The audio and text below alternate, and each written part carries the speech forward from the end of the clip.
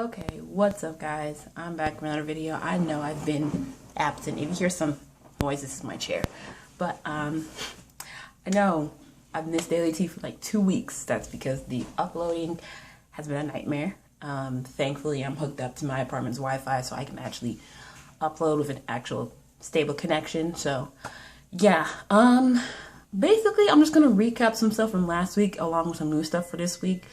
This is kind of early when y'all are getting it, but really things are starting to get up with school. It's towards the end of the month, and right now I'm back and forth with my apartment about the rent. Well, actually no, my old apartment about my deposit that still has not come yet because the post office is a mess and I have to pay rent on Tuesday. So let's just go through some of the stuff I had for last week. Jam Master Jay. So if you don't know, Jam Master Jay, he's part of Run DMC. He was the DJ, and he was murdered back in like '02. We didn't know who took him out.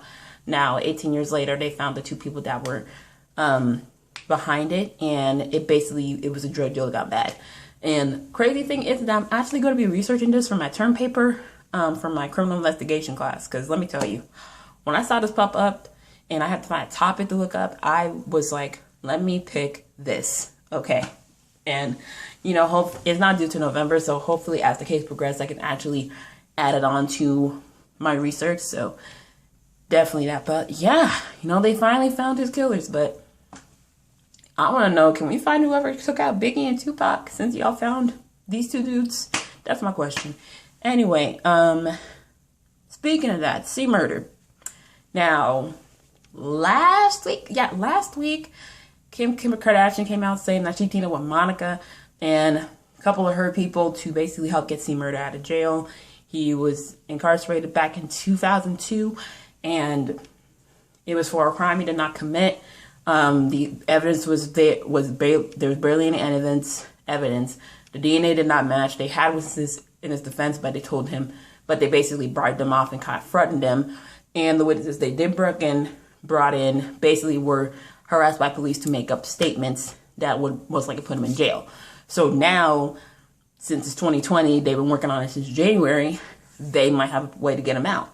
And Master P is not happy. He feels like, basically it comes out as him, it basically looks like that, basically the media, some of the fans said that he wasn't doing enough for his brother, and basically he brought Monica into his family beef with his brother. You got C Murder side chicks coming at Monica, even though they're the ones that are looking real stupid right now. It's just like, do y'all not want to get him out of jail? Like, seriously, Monica's one of the nicest people, okay? We still know her as Gunica, but she's one of the nicest people, okay? You cannot say anything bad about this woman's character. And people will be like, oh, she want to get back with him just why she's divorced Shannon. Listen, those are two separate things. Does she still have love for him? Yes. The fact that she's been helping out the kids and the family over the years and still going to see him in the prison shows that that's a lifelong friendship that's there. Now, we can talk about the age difference in another video because y'all want to bring that up. I mean, hell, we're going to bring up the whole 90s love triangles if we want to go there, okay? But, yeah, these girls need to calm down. Need to calm the heck down, okay? And the family need to calm down. Listen, Master P, him and Romeo, they come off as like new born again Christians, but really they full of bullshit, okay? We heard what Angela said and the stuff that you did to her. And hell, Master P, the family coming after you saying you weren't even involved when it came to your mother's burial. Sheesh. But that's that on that. I literally have my phone on the side looking at this. Tim Norman. This whole Tim Norman Sweetie Pie story is just insane. If you don't know, last week, basically, Tim Norman was arrested in a murder-to-hire plot surrounding the passing of his nephew. Basically, he set his nephew up so he can collect an insurance policy, around $450K that was never collected. So far, there's a stripper from Tennessee arrested. She's basically going to be the key to finding out who the fourth person is that was the shooter. And she's singing like a canary because she got 4 kids she got to support. We also have the insurance agent that helped basically forge and fraud all the paperwork. And he turns out he was a producer on Nellyville. So you got the hip hop aspect brought into it. So it's like, this is messy. Oh my goodness. So there might be a fourth person. They're looking for them right now. And let me tell you, that girl's going to be singing. Trey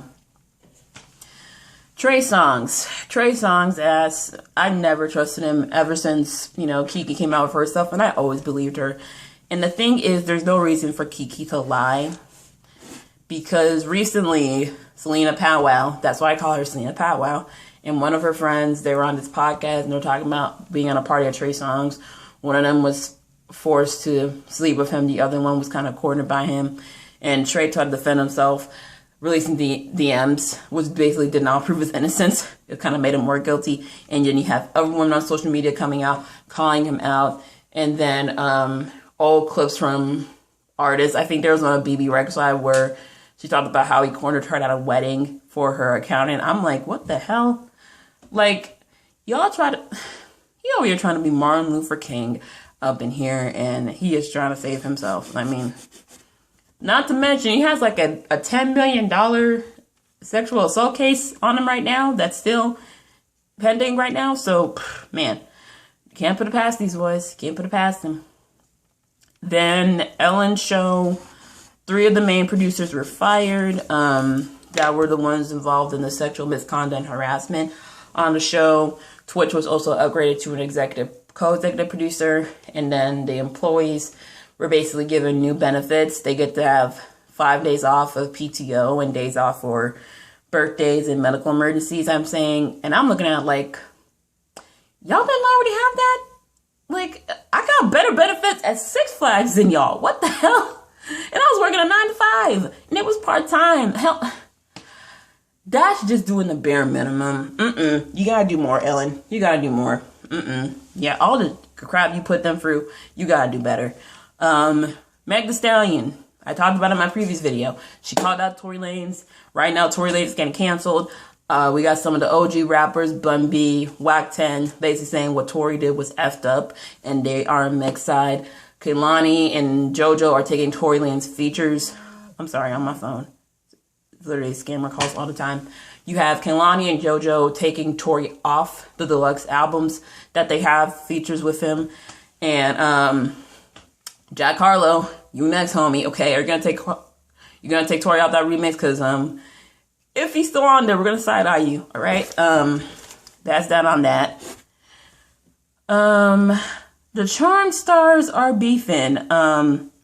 Basically, Alyssa Milano, she's pro-Dem, and she put out a tweet since the Democrat National Convention was going on, but then Rose McGowan kind of quoted that and responded to her, basically calling her out and saying that she's full of BS, and basically said how she was toxic on the set of Charmed. And I'm just like, first of all, Rose, we did not need you to speak out for us. We're good on our own. And second, y'all could have sold this somewhere else. Like, sheesh. It seems like all the OG Charmed girls are beefing. You got Alyssa. I mean, at first it was like Shannon and Alyssa, and then, you had Alyssa and now Rose. And then come to find out, Holly and Shannon Doherty ain't even friends no more. Like, the woman had cancer. What happened between y'all? Like, man, that's just sad. Katy Perry calls out the stans during David Beckham's podcast, and y'all little stan accounts are kind of like looking at each other like, when you should really be looking in the mirror. Okay, a lot of stans be ruining everything for everybody. There's gonna be a Powerpuff Girls live action reboot at the CW. Y'all, leave the classics alone. I say this all the time. Leave the classics alone, okay? They do not need to be touched at all. I say this all the time. I said it with the new one. The new one wasn't even popping like that on Cartoon Network. Now you're going to bring a live action to the CW? You know they're going to make it the next Riverdale. My God. I know it's quarantine, but y'all are running out of ideas. Okay, so the Cuties controversy. So the movie Cuties is from Sundance. It had amazing reviews and got an award. And it's from the Sudanese director. She's a female director. And I had initially watched the trailer when it was first put up. And I was really here for it. And apparently a lot of people didn't know about it until the poster came out. And it basically went viral. And this was another attempt, Netflix basically using marketing to gain controversy, to gain press for a movie, when really this was not what the director and the maker of the film wanted. And everybody made their own opinion saying, oh, this is basically like putting sexualizing young girls. And I'm just like, did y'all watch the same trailer I did? Y'all probably didn't watch the trailer. Now, Netflix saw this. They apologized on Twitter. And they put up a new poster with just the main character. And sorry, I had to charge my phone. And it's just like, I don't know why companies like this think that controversy is good press for them, especially in the times that we're in. So yeah, Netflix, you gotta do freaking better. Garcelle Bouvier is the new co-host on The Real. She's gonna be replacing Tamara. Now, I'm gonna wait here first. One, Garcelle is a sister, okay? No shade to Tamara, but when you call it Tamaga, it ain't a good look. Also, Mama's Haitian. She has no filter. She would tell like it is. Y'all saw her on Beverly Hills. She's gonna be telling you like it is. And she's lived, okay? And y'all were putting up some hate saying that she's too old for the show. Shut the hell up, okay? The Garcelle's the realest thing to come to The Real, okay? Y'all, it ain't like Amanda real, but she's straight up real, okay? She's lived a life. She is the child of immigrants. She is someone who has lived the Black experience. She's been married to a Black man and a white man. Okay, she's had both. She can talk of both experiences going through life right now with the current state of the world, how it's affecting her as a parent. She will tell it like it is, because Tamara didn't even want to touch those topics. So I am here for her telling it like it is. And I know there was rumors about her like leaving Housewives. She's not leaving. The Real's filming from home, so that's all good. Couple of things I wanted to get on. I'm doing my Potomac tea later. Y'all were mad about the Black Love doc because of the trailer featuring light skins, even though it's like half light skin couples, half dark skin couples. Y'all buoyed that network into making a whole new trailer. Also, I want to ask you guys to pray for the Jackson family, their youngest, Judah. If you follow my social media, you know I've been posting stuff from their page. Their youngest, Judah, was in a drowning accident earlier this month. He has been in the hospital for the last couple of weeks. He has 5 more weeks to go. He's slowly, slow footsteps to improving and recovering. He is stable. He's breathing on his own. He's able to move his fingers and his toes and able to like open his eyes. But it's a long recovery. He's at the Children's Hospital of Pennsylvania. That's where the family is located at. So definitely follow their page. They didn't have a GoFundMe. I was going to post it when I did my initial video, but it had reached its goal already because the medical bills are going to be a lot. So the family's just asking for prayers right now. So whatever you believe in, just send love to that family. Okay, so kind of like a 2-in-1. The next verses, it's going to be Brandy and Monica. Listen.